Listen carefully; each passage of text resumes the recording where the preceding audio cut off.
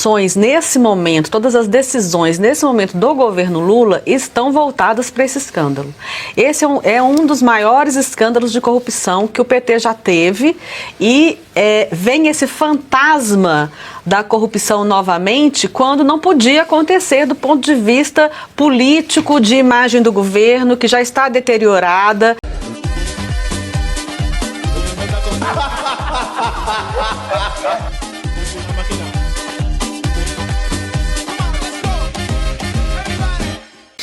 Pavinato, eu concordo plenamente com você. Todas as atuações nesse momento, todas as decisões nesse momento do governo Lula estão voltadas para esse escândalo. Esse é um dos maiores escândalos de corrupção que o PT já teve e vem esse fantasma da corrupção novamente quando não podia acontecer do ponto de vista político, de imagem do governo, que já está deteriorada. Conforme disse a imprensa peruana, segundo a imprensa peruana, o Lula é corrupto. Então, assim, hoje eles estão fazendo todas as manobras, mexendo no tabuleiro de xadrez, tudo com o objetivo, de alguma forma, abafar o caso ou construir alguma narrativa que coloque o governo como não sabia, isento, etc., tentando abafar o escândalo, porque é mais um escândalo de corrupção, de grande vulto.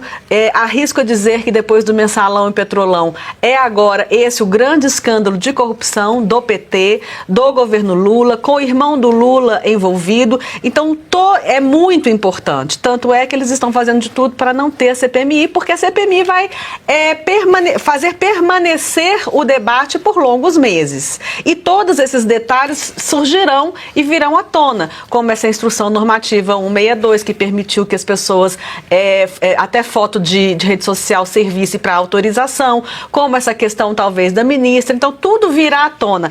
E aí, todas essas articulações nesse momento, na minha avaliação, estão voltadas para tentar, de alguma forma, sair desse imbróglio, que é muito difícil e que a imprensa independente vai ter um papel relevante para não só não deixar abafar o caso, como dar força para que todas essas informações que virão à tona com a CPMI possam estar amplamente divulgadas para a população, que ela fique esclarecida sobre a situação agora desse novo grande escândalo de corrupção do Partido dos Trabalhadores. Senhores, Cida Gonçalves se foi. E aí? Na verdade, pra mim, querida. foi Tchau, querida, não Tchau, sei querida. porque entrou. Essa que é a grande real. Porque no começo quando o Lula voltou, teve aquele grande fuá. O único fuá que fizeram foi aquela lei absurda, lei de igualdade salarial, coisa mais ridícula que tem, porque já tem igualdade, não, sabe? Já tem exatamente. 5 leis para isso e fazem um grande alarde. E assim, é um brincar de faz de conta. Esse governo, o mais misógino que eu já vi, 38 ministérios, tenta disfarçar com algumas lá, 5, 6 ministérios, mas são as primeiras que são despachadas. Qualquer negociação com o Centrão são as primeiras que rodam sem a menor dó. E ministérios irrelevantes também, né? Nada de relevante. E o da saúde a gente sabe também que a ministra Nízia ali tinha um papel, porque não era ela que operava. O Ministério da Saúde é aquele que tem grandes e grandes quantidades, bilhões e bilhões e bilhões, e é onde todas as negociações de emenda, e ainda pegando aqui o que o nosso querido professor Suano falou, você falou do mensalão, que tinha mensalidade. Hoje isso está institucionalizado por meio das emendas. Sim, é o X que cada um recebe para votar de acordo com qualquer coisa. Então, é muito mais que o mensalão. Hoje nós temos os gigantes do orçamento todos os meses institucionalizado, infelizmente. Aí você vê, tem o X que cada um recebe e o judiciário recebendo do X. Através de multas milionárias. Pavinato, eu queria entender, por que um governo tão incompetente precisa ter quase 40 ministérios? Para empregar gente. Assim, Ministério das Mulheres. Eu queria até perguntar para as duas mulheres aqui na mesa, o que melhorou na vida de vocês nos últimos 2 anos com esse ministério, assim? Eu não sei nem o que fizeram, a não ser falar bobagem de igualdade salarial. Olha, Arthur, eu tenho uma birra fenomenal com o Ministério das Mulheres, porque, principalmente porque a ministra não sabe nem, a desaparecida, não soube nem, quando foi perguntada, definir o que é um conceito de mulher. E isso é uma coisa que precisa ficar clara no país. Se, como na Grã-Bretanha, na Inglaterra, a mulher vai ser... Para termos de legislação, se mulher vai ser considerada mulher biológica com cromossomo XX ou se mulher é qualquer pessoa que se sinta mulher.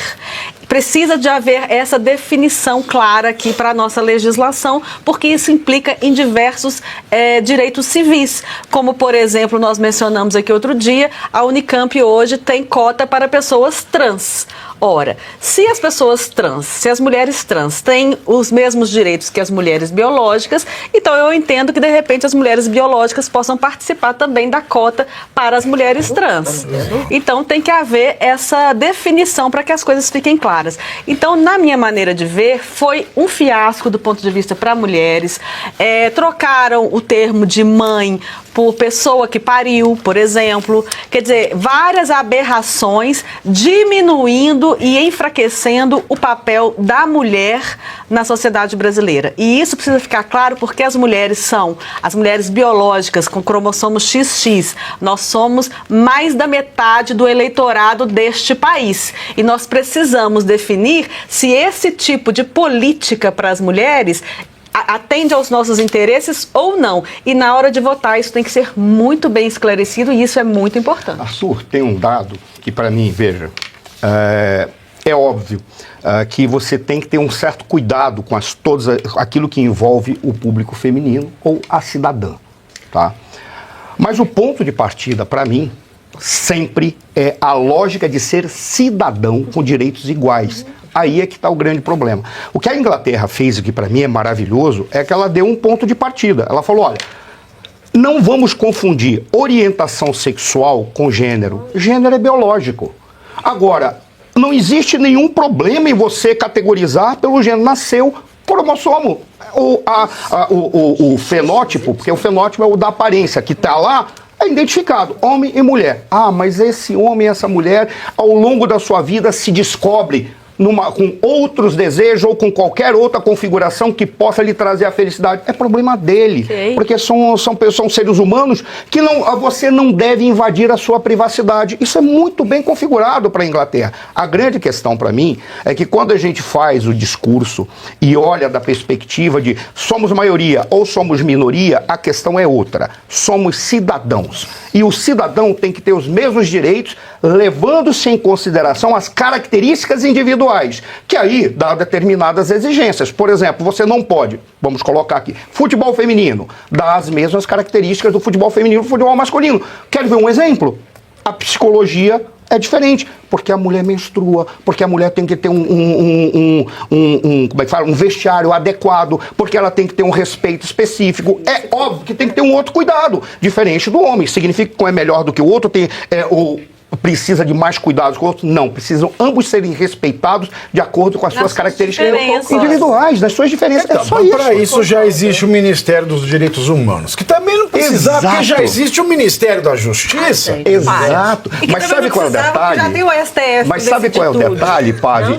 Eu saí por ele para chegar num ponto. A grande questão de ter um Ministério das Mulheres é que quando você monta um governo ele olha para o país quando ele está sendo eleito. Ele diz quais são os problemas que esse país tem. Em função dos problemas que o país tem, ele desenvolve questões que devem ser tratadas de uma maneira diferenciada. Por isso que cada governo tem números diferentes de ministérios. Alguns já são básicos, relações exteriores, justiça, porque a justiça trata da segurança interna, deveria ser assim. Aí o que diferencia? Então você está justificando o que o Lula fez? Não, porque o problema do Lula não era resolver o problema da sociedade, era resolver o problema da frente ampla que ele botou para derrubar o Bolsonaro que estava construindo um novo país. Precisava arrumar. Aí botou a Simone Tebet com o Ministério da Irrelevância, entregou o Ministério da Irrelevância para ela. É o mesmo que aconteceu na Câmara, com o aumento de número de comissões. É isso. Não é para a sociedade para resolver problema, é para entender É o cabide essa seleção. de empregos. Agora, voltando ali para a questão que o Luiz colocou, o Luiz Arthur, que eu acho interessante, uma coisa que o Ministério deveria ter feito e não fez foi sair em defesa de mulheres, porque gostam de falar de sororidade e sei lá mais o quê, mas é só quando é do lado de lá. Porque quando é do lado de cá, quando a gente viu aquelas atrocidades todas que aconteceram em Israel, com os terroristas, as mulheres sendo decepadas, eu não vi uma nota, uma ação, um nada contra aquele ataque terrorista daqueles bandidos. Então a gente vê que é só para inglês ver. Infelizmente, a gente vê que são para as mulheres do lado de lá. E eu gosto muito da tua abordagem, porque é o cidadão. Não interessa o que faz, orientação. Toda pessoa tem que ser tratada da mesma maneira. Para que o Ministério da Mulher? Cria o do homem, cria o do... Aí começa de novo a novela, é ridículo. Você começa a criar 200 mil coisas. Agora o Ministério do Anão. É isso, do narigudo, do zoiudo. Que a deputada falou, por exemplo, no caso daquela invasão que teve lá. Eu não vi o Ministério das Mulheres fazer uma citação, uma manifestação sobre o fato em que uma daquelas moças que foram sequestradas, ela tinha evacuado e eles colocaram aqueles pilantras que estavam envolvidos com o governo, tirando sarro em imagens e mandando vídeos tirando sarro porque a moça estava suja. Aí falou, tá vendo só? Isso aí ela arriou. E os caras tirando gozação. Isso circulou na sociedade brasileira, circulou na mídia, circulou nas redes sociais, e eu não vi uma manifestação dela dizendo, mas vem cá, com que direito este marginal, este vagabundo faz uma referência àquela mulher? Claro. Porque ela não teve. Não vai longe. Foi exato que a senhora falou. E não vai longe, professor, porque o Brasil, ele é de uma dimensão muito grande territorial e nós temos diferenças regionais gritantes. Então, o Ministério da Mulher, ele não tem que ficar preocupado com direitos civis que a gente já conquistou, principalmente nos grandes centros urbanos. Eu quero saber o que ele está fazendo, por exemplo, com relação à Ilha de Marajó, as questões que tem lá, os grandes rincões do país, onde as mulheres efetivamente não têm condição de ter uma proteção, meninas que ficam em beiras de estrada sendo prostitutas. O que eles fazem para as mulheres que realmente estão vulneráveis? Eles alegam que só devem alegar que são anãs adultas. Eu quero ver o Ministério das Mulheres tendo que conversar com o Ministério dos Povos Indígenas quando um cacique ou algum indivíduo, um povo originário, pega uma menina de 12 anos que acabou de... Não pode. Pois é. Não pode. A FUNAI não deixa. Pois é. A lei brasileira não deixa. Mas aí é que eu estou te dizendo. Esse deveria ser o papel. É isso que deveria ser revisto. Porque uma menina de 12 anos que menstruou ser considerada mulher...